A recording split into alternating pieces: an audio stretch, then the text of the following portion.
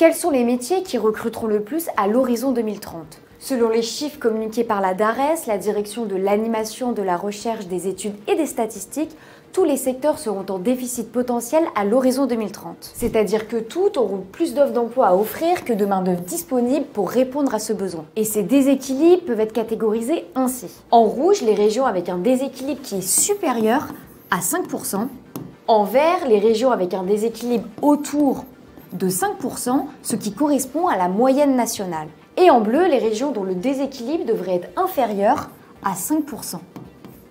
Et en fonction des métiers, certaines régions sont plus ou moins attractives. Et les difficultés de recrutement vont s'accentuer partout, notamment pour les conducteurs de véhicules, les cadres administratifs et financiers, les cadres commerciaux, les employés de maison et les aides à domicile. Et en particulier en Bretagne, dans les Pays de la Loire et en Nouvelle-Aquitaine. Concernant les maraîchers, les viticulteurs et les jardiniers, on note un potentiel déficit de main-d'œuvre dans les régions agricoles, donc en Nouvelle-Aquitaine et en Bretagne, ainsi que dans les régions viticoles, c'est-à-dire la Bourgogne-Franche-Comté et le Grand Est. Pour les techniciens de maintenance, les déficits seront marqués en Corse, en Occitanie, en Nouvelle-Aquitaine et en Bretagne. Ils seront toutefois inférieurs à 9%, voire même inexistants dans les régions les plus peuplées, c'est-à-dire en Île-de-France, en Provence-Alpes-Côte d'Azur, dans les Hauts-de-France et en Auvergne-Rhône-Alpes. Quant au métier de cadre de conception et de recherche, le scénario anticipe une croissance de l'emploi dans la région Auvergne-Rhône-Alpes et Occitanie. Toutefois, si ces grandes métropoles de la façade atlantique et du bassin méditerranéen attirent de nouveaux travailleurs, le nombre de jeunes débutants reste insuffisant pour combler le nombre de postes créés